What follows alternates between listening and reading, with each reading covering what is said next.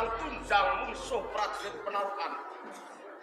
Neng aku ora bakal mundur sak jangkah ngadepi prajurit ing penarukan. Menggongkor Bosmi, cetha prajurit ing Demak wis bosah-basah. Mertandhakake Demak wis ringkih. Mula kanthi kuwi aku bakal nanteng karo kuwi. Kowe isih bali wong Demak, opo bebarengan ayo rubahke Kasultanan Demak. Aja sumbar, ayo. Bukti ning papan.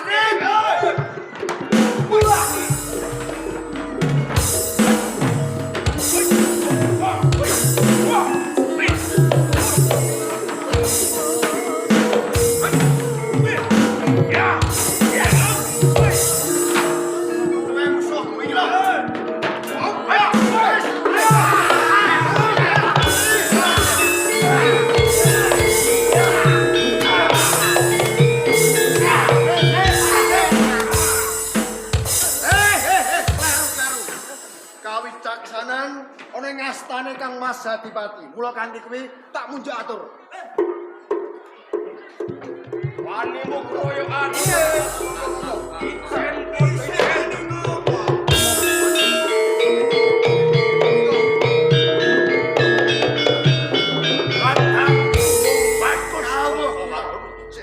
Akul-akul Menteri Kasultanan Demak sampun mboten gadahi kegiatan. Pandhet. Sopo iki ana? Menika Tumenggong Bosmi. Tumenggong Bosmi. Gegedhok agol-agol Senopati saka Demak leres. Saiki wis kepikut. Raden Marono kinarya dadi pasiksen prajurit bakal tak sampun.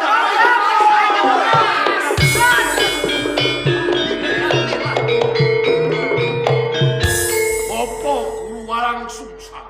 Badhe mang menapaken Prabu Semi nggih. Badhe kula percaya, dari kula kisas. Ampun, Ger.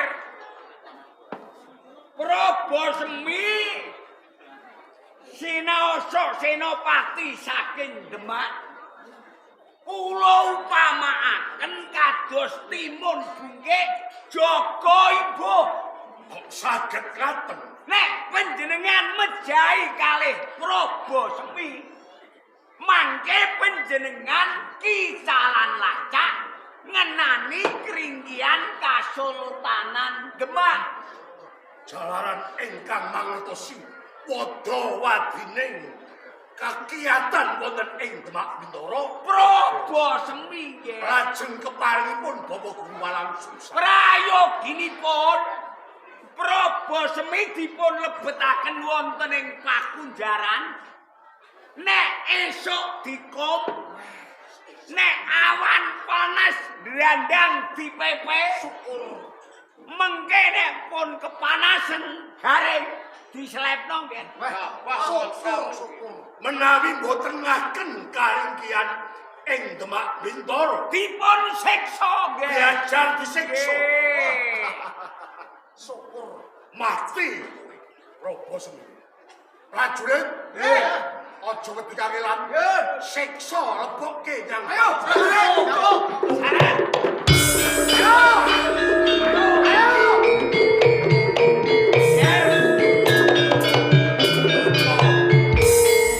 Walang Sungsang. Penggayuh panjenengan sekedhap malih badhe kasembadan Liripun jalaran Condrawati Candrasari sampun tumuju wonten ing Panti Jepara nyolong kawontenanipun Ratu Semenanjung randhanipun Pati Yunus Dipati Sabrang Lor ingkang regem Parti Sara Demak. kula upamekaken negara wit sing gedhe. Lah Dipun preteli pang-pangipun. Sampun rawah dipun segol sak oyotipun. pramila nggih. Apa walang Monggo klatuni kondur wonten ing penarukan lenggah jigrang sare kekubut dahar esa nggih. pangestunipun ing kula suwun. Monggo nggih, monggo nggih. Monggo kula dherekaken marang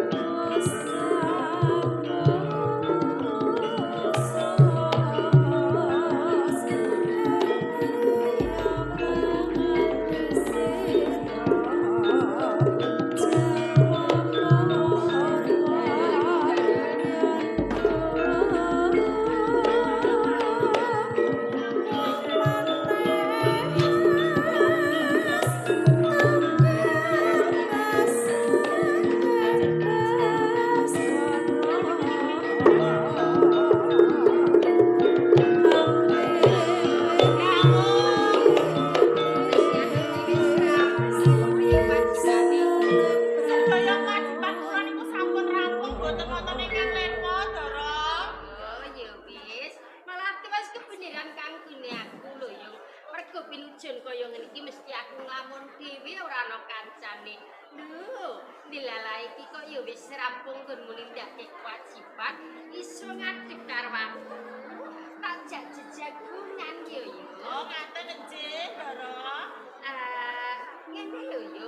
Jane rasaku iki lho yo, pendak wanci keng kaya ngene iki sepi nglangut. Angen-angen iki kok tekan ngendi-ngendi to yo. Jur aku kelingan jaman rikala semono aku isih legan. Aku isih prawan, Dimas Karebet isih Joko. Waduh, syukur mangsaku ki lho yo ora ana wong bagya mulya. Sewu seneng keng darasake nalika aku isih prawan, Dimas Karebet isih Joko. Jur sapa temon kang ing kono padha-padha iya, aku bakal buka wati karo kowe. Lagi boten apa-apa to, Ndara. Lah wong kula niki lagi abdi nasib panjenengan, boten apa-apa. Gek jenengan iki kapan, Ndara? Aku kan Lagi. piye yo? Ayo. Mengko dhisik. Yo bener saiki aku sak wetuwe duweni garwa kang masunan dadi. Ning rasaku ki lho yo. Kok kaya aku ki umpama tedalan lelaki. Rasaku isine kok mung tansah kumandhil kandhen yang Dimas Karebet. Apa rasa tresno keng rikala semono nganti saiki tresno sepisanan ki angel dilangake to yo. Cinta pertama nggih, Ndara. Cinta pertama. Ini diarani tresno pisan ki pisanan ki pancen bener lho. Pancen nggih ngoten kok, Ndara. Nek tresno sing pisanan niku angel dilalekke, Ndara. Kaget jenengan iki kapan, Ndara? Kangen karo Dimas Karebet. Nggih. Lah nek mung trimo kangen ya tumibone ngangen-angen toyong mergo apa? Saiki aku wis kagungan garwa kang masunan hadiri. Dimas Karebet uga kagungan garwa Yayi Ratu Kambang. Monggo garwane Dimas Karebet Yayi Ratu Kambang iki luwih ayu, luwih enom, luwih sambarange katimbang aku. Muka nganggo banget Dimas Karebet bakal kelingan aku to yo. Iki nek umpami, Ndara. Nek terus umpami Ndara kanggo Karebet kelingan kali panjenengan nggih mau tansah angen-angen panjenengan pripun? Sapa rumangsaku kok yo ora yo. Lah makan nek umpama iki umpama lho, Ndara. Umpama terus ujung-ujung Pak Bedunduk mriki pripun? Ujug-ujug nak bedunduk ki basa apa to ya? Lah jenengan lagi mboten ngertos to, Ndara. Nek ujung-ujung Pak Bedunduk lho. Ndara kanggo Karebet mriki pripun? Lah nek umpama to kok Dimas Karebet jur kangen karo aku, kelingan karo aku, dina iki aku bisa sapet jagon lan bisa ketemu lan Dimas Karebet. Waduh, bengi iki ya bejo kanggone ya. Lho. Eling lho, Ndara. Apa? Sampeyan niku pun gadah garwa lho. Pun gadah garwa ra sampeyan niku. Oh iya. Lah niki lho sing mari angel, Ndara. Assalamualaikum. Waalaikumsalam. Suarane siapa to ya? Waalaikumsalam. Kok aku tau krungu swara iki, Ndara? Aku ratu kali nyaman.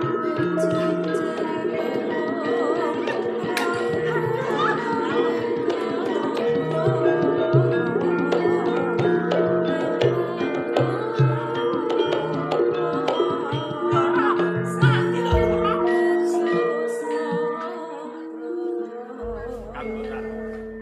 Mulai kang suwan anggota. Ndara Putri Kali Nyaman. Enten Ndara kanggo Karebet niki lho. Mrene tak kandhani yo. Napa?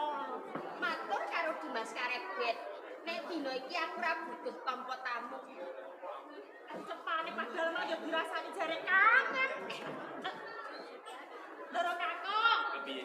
Ndara Putri Kali Nyaman dinten iki mboten nampa tamu jarene niku.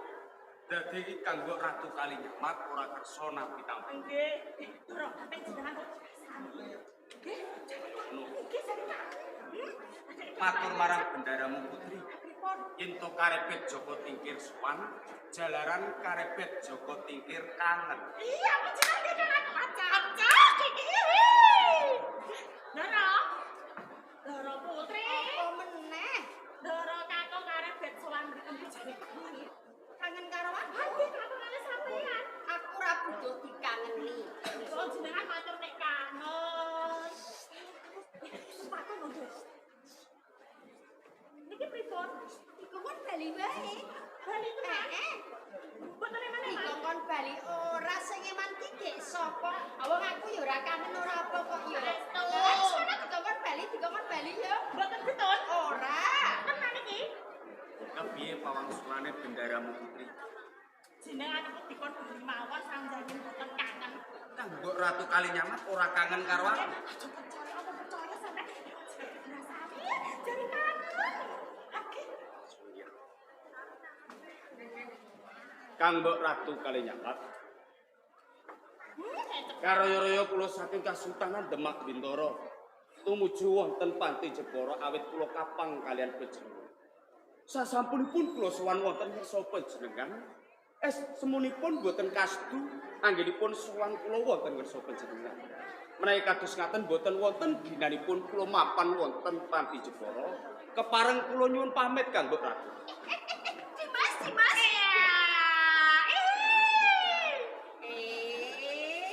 Kowe iki kok ihi. Menika sampun cetha. Menawi panjenengan menika mboten kapang kalian kula lan mboten kersa nampi sowan kula wonten ngersa panjenengan. Kepareng kula nyuwun pamit. Dimas. Jenengan kok mau gayane pemabuk. Senengane kok nyemoni wong Barang ditinggal ngene. Ditinggal ngene. Lah wis tenan kono kowe lunga. Tenan iki kula Rasa ngiren-ngiren itu nggih kula tak tek ukuran. Kaya babi nglinting ngono ya njaluk bayaran. Kang Mbok Ratu. Dimas Karebet ini lho Dimas. Aku ki gumun lan sliramu. Lho, angin apa sing nggawa sliramu ki tindak yang Panti Jepara. Sing kudune Dimas Karebet ki lenggah jajar lan garawane sing luwih ayu, luwih enom, luwih sambarange katimbang Kang Mbok. Ngopo to Dimas kok dadak kangilan swana ning Panti Jepara? Kang Mbok Ratu Kalinyamat. Leres ngendika panjenengan. Wedal sak menika kula sampun anggarwani Mas Ratu Kang. Saben dintenipun kula tansah cedhak lan caket kaliyan Mas Ratu Kang. Saben dintenipun tansah reruntuhan bagya mulya ingkang kula raos. Nanging Kang Mbok Ratu. Iya Dimas. Saben-saben kula caket kaliyan Mas Ratu Kang. Nanging raos ing batos kula tumuju wonten panjenengan awit. Nalika semanten kula lan panjenengan menika wonten sambungan tresna. Ngantos wedal sak menika kula boten saged laosaken tresna kula kaliyan panjenengan. Iya, kudu matur kuwi tenan. Apa mau trimo ngelek marang rasane Kang Mbok Dimas? Lahir batin kula matur kalih panjenengan ingkang kasegetan Kang. Waduh, yen pancen kaya ngono bejo banget kang ndak rasake. Mergo angen-angenku senajan to aku wis kagungan garwa Kang Masunan Hadi. Niki wis ngono pendak aku lagi. Pendak aku juga lan Kang Masunan Hadirin. Beber pisan rasaku ki ra sumanding lho Dimas. Sing ana ki sine mung wayangane Dimas Karebet. Kang ing kono ki gubel marang rasaku lho Dimas. Menapa sedaya ngendika panjenengan menika saged kula utados Kang Mbok Ratu. Yo gini ora Dimas. Kang Mbok Ratu. Awi kula saking Kasultanan Demak Bintoro tumuju wonten Panti Jepara. Kula kepengin ngrasaken kados pundi nalika semanten kula menika tasih sambungan raos tresna. Mumpung sak menika papanipun sepuh. Kula kepengin lubar samudrane kasmur barengan kalian Kang Mbok Ratu Kalinyamat. Yen kaya ngono malah Dimas kepikiran banget mergo Dimas. Kang Mas Hadi iki lagi wae tindak ning masjid aku. Monggo sapa mangsane Kang Mas Hadi iki tindak. Yen bulang para santri kang ing kono wis suweran mundur. Kalau jangan iki Dimas Karebet, aku bisa lelati, bisa cara maswara lan pujan ati Qur'an liya Dimas Karebet. Kang Mbok Ratu Kalinyamat. Saben-saben kula nyawang kalian panjenengan. Rumah ing jagat menika boten wonten tanding. Ing jagat panuta pasuryane endah semesta ing wangi boten wonten panjenengan. Mila saking menika Kang Mbok Ratu. Kula kepengin kersa panjenengan lan panjenengan sampun gadhahi pacangan. Ing mangkene kula saged gaya-gaya rombongan. Waduh, iki sing tanteni lho Cah Bagus. Persasat atiku mong kepengin sanding lan cegah lelaki marang Dimas Karebet. Sapa maneh kaya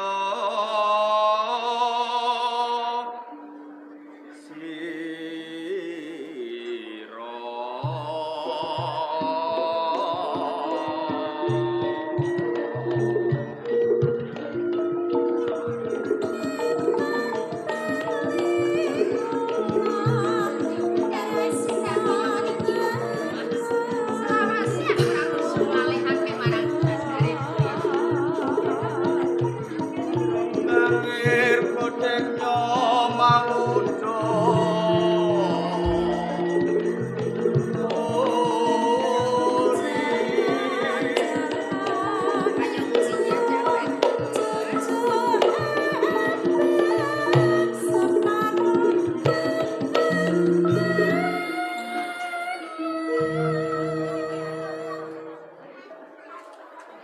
Uang malam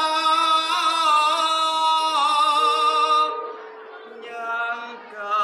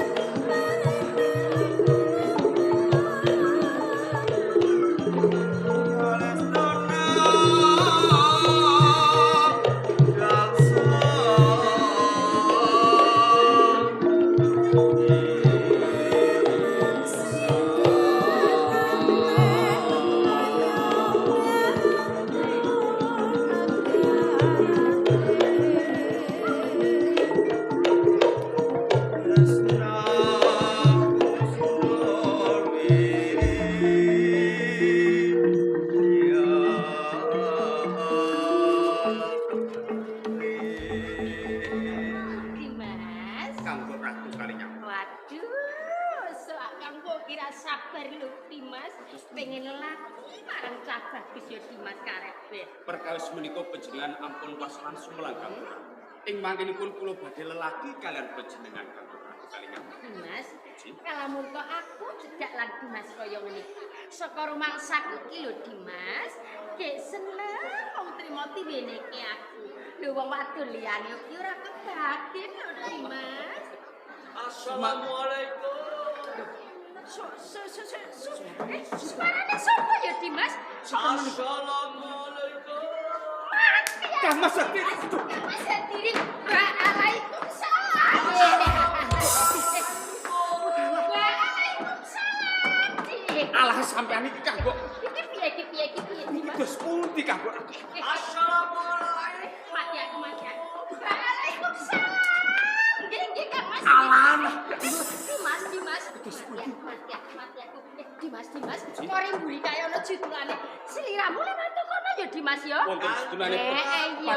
pamit kanggo. Waalaikumsalam. Waalaikumsalam kan Mas. Iki Katul melih. kok isih kurangan terus kok Dimas. Isih kurangan sepisan meneh Dimas. Dimas. Assalamualaikum. Ciloko kena. Waalaikumsalam. Monggo Kang Mas. Aduh. Salah jenengan. Monggo katuran lenggah Kang Mas hadirin. Nanti gugup kabeh panjenengan ki lho ya Kang Mas. Lah ngopo kok gugup to Kanjeng Ratu Kalian? Lho, lah panjenengan ki kesesolok salam. Kula niki lek dandan dereng rampung nganti gugup kabeh. Menceng kabeh lek kula gawe listrik niki lho Kang Mas. Dadi perkara gugup iki mau dandanmu durung bener. Nggih, dereng rampung lek panjenengan kesesolok salam kala wau. Kanjeng Ratu Kalinyamat. Nggih, Kang Mas. Lho aku kok gumun. Ana garwane Bali uluk salam. Anggone mbuka kori kok suwe banget iki jane ngopo to? Lah kula sampun matur to Kang Mas. Kula katembeh dandan. Lagi gawe alis sisih panjenengan nggih ngaten. Kesesok salam niki alise kula pun padha napa mboten niki Kang Mas?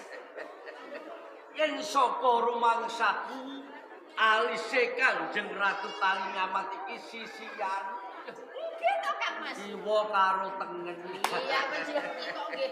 Gojek rumah kula nggih kula dandan iki kleru. Kanjeng Ratu Kalinyamat. Nggih. Nek perkara gawe alis ora maido. Coba ayo Mboten menapa Kang Mas? ning aku iki kok gumun Kanjeng Ratu. Lho, perkara napa? Anggonmu ngadi busana iki kok ora kaya adat sabene. Kira menapa Kang Mas? Nyampinge Kanjeng Ratu Kalinyamat kok modal madil ki jane piye to? Loh, kok rumah kula mboten nggih Kang Mas. Lah panjenengan ki ngendikane jarine kula nek ngagem nyamping niki disawang ketok sedep, disawang ketok sedet. Lho, lah kula sing kula agem nggih nyamping niki. Lah rumah kula kok mboten panjenengan ki ngendikane kok nggih gugup kala mau lho Kang Mas. Ora ngono Kanjeng Ratu Nggih. Kalinyamat. Nyampingmu kok kaya-kaya teles nemblong ki jane kenapa to? Hah? Sing pundi Kang Mas? Lah kuwi Lah dalah. Niki mau to Kang Mas? Anu Kang Mas. Kanjeng Ratu Kalinyamat. Dawuh. Mbok yo ora usah grogi, ora usah merangga mriki. Mboten kula mboten grogi. Nuwun sewu niki wau lah kula niku wonten abdi ngaturi unjukan. Lah dereng kemawon kula unjuk mpun tumpah teng panggon kula niki anu wedang susu kok Kang Mas. Dadi gawe unjukan wedang susu lagi wae kutah iki mau. Nggih. Lho nggih panjenengan ki kok Ya ora maido ancen nek susu ki pliket. lah. Loh, gandane kok beda. Gandane terus pundi Kang Mas? Lah susu kok gandane kaya ngene. Lho, napa susune kedaluwarsa nggih Kang Mas? Mbok menawa kaya ngono. Lah nggih kok gandane kok mboten kados biasane. Aku gumun. Kang Mas Ediri. Lho, gulumu kok abang kabeh iki kenapa to Kanjeng Ratu Kalinyamat? Nggih menapa Kang Mas? Apa Kanjeng Ratu Kalinyamat ki mau lagi wae masuk angin? Alah nggih Kang Mas nggih. Kala wau kula niku kongkonan kalih abdi. Lah rasane awake kula niku mriyang kabeh. Dadi kok kula kongkon kerukan iki wau Kang Mas Dadi Ediri. lagi wae kerikan. Nggih. Lho aku kok gumun. Napa Kang Mas? Lah kerikan kok cilik-cilik kaya dicokot semut. Iya panjenengan iki ngendikane kok foto panjenengan mboten sacu griya menapa-menapa. Kalih jenengan anggadhahi garwa kula niku tulus, kula niku wong wedok sing jujur-jujur, sing tulus atine nek ngalor ya ngalor, nek ngidul ya ngidul, sing ditresnani wong panjenengan piyambak nggih garwa kula lho Kang Mas. Aku percaya Lah, Kanjeng jek Ratu. kok iso. Apa kerikanmu iki mau nganggo drei apa piye? Lho, Lah nek lumrahe wong kriyan iki ra ya mesti nganggo duit, Nggih. nganggo sendok. Iki ra ketok ombo lho, iki kriyan kok ketok cilik kaya dicokot semut. Nggih to Kang Mas. Lur Mas kula kok mboten. Waduh. Kanjeng Ratu Kalinyamat. Yo ora maido, aku percaya lawan Kanjeng Ratu Kalinyamat. Ngaten nggih. Lah niku lho Kang Mas. Assalamualaikum. Waalaikumsalam. Kadosipun wonten tamu Kang Mas. Niki nggih Kang Mas tamune nggih. Aku dhewe ora Assalamualaikum. nyanyi karebet. Mas Karebet kok Mas. Mas Karebet.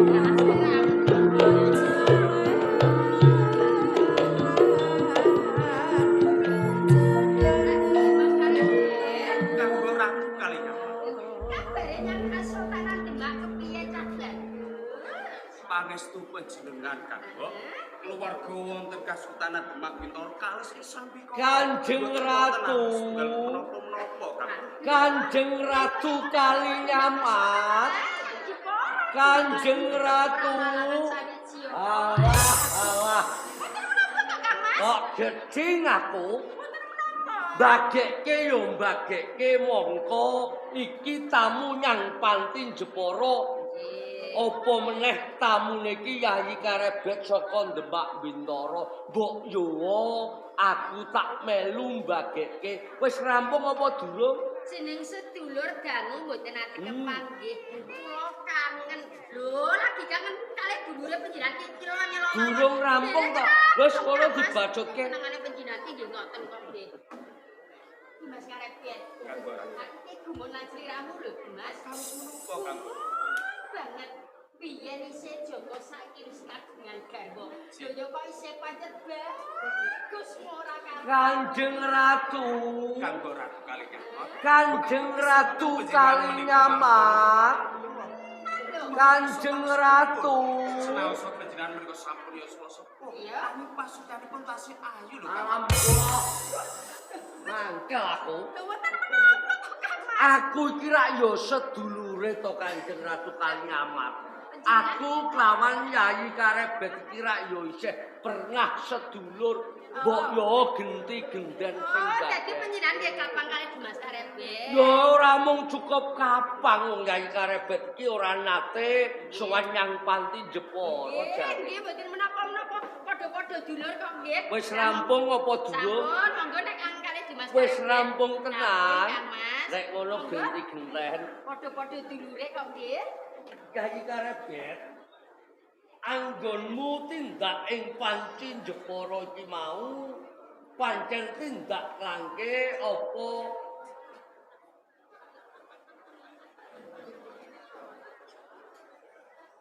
tung jendak gentung. Mangkel aku. Panjenengan iki nggih ngaten. Aku iki lagi wae caturan lawan Yayi Karebet. Panjenengan iki ngendikane iki mbok Lho ampun kok ngaten. Kanjeng Ratu Kalinyamat malah kaya manuk-manukan.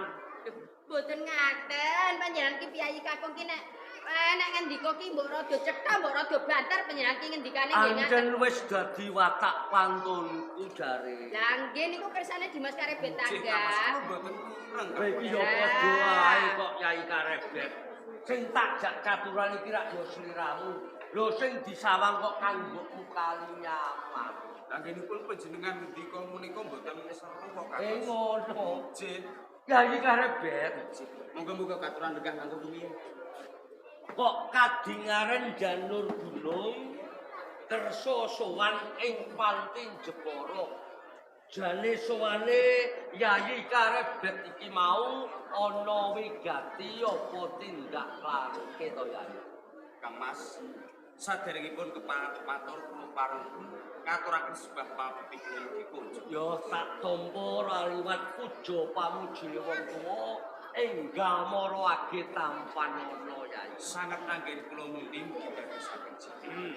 Kang Mas, estunipun sowan kula wonten Panjenengan sepisan pancen kula menika kapang kalian keluarga ing Panti Jepara ingkang angka kalih. Kula kautus kalian Rama Sultan ingkang supados tuwi kawilujenganipun Ratu Semerajo. Oh kaya ngono. Yayi Karebet Dawuh kula tekamu ning panti Jepara iki mau Mbak Ayumu Ratu Kalinyamat mbok gawake oleh-oleh apa Yayi Karep. Ya Mas, kula menika sampun mangertosi karmanipun kanggo Ratu Kalinyamat.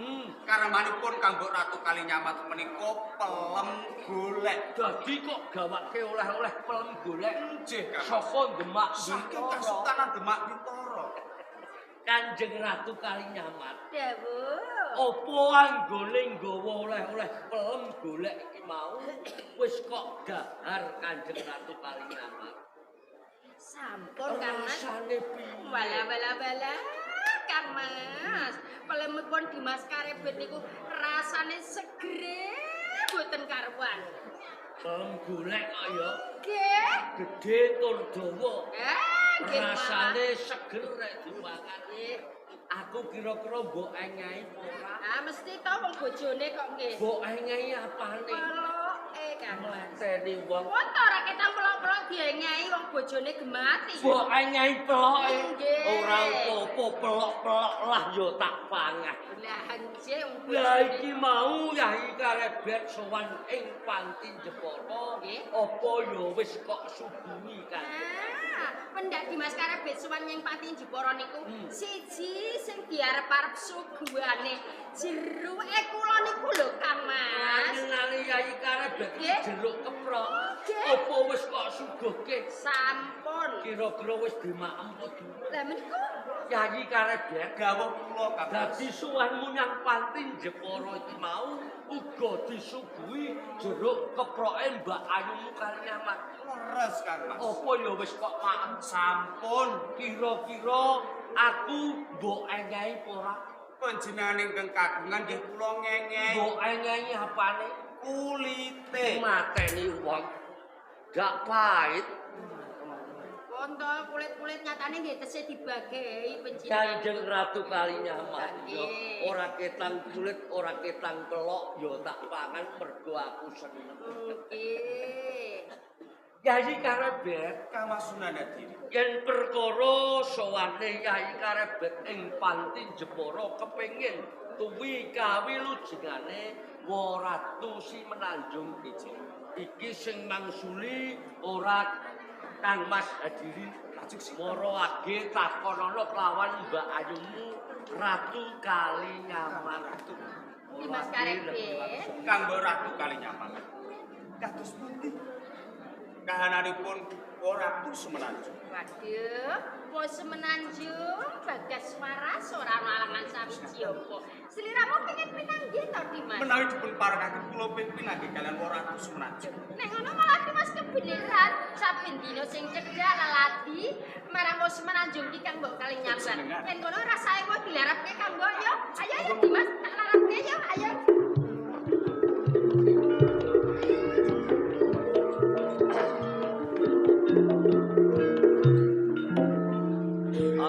Astagfirullahaladzim, lauku bilang-bilang, ya ora apa-apa.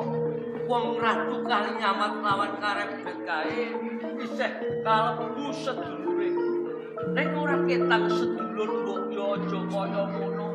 Lho aku iki bojone, aku iki garwane. Lho kok ditinggal rangkul karo Karebet, ya ora apa-apa.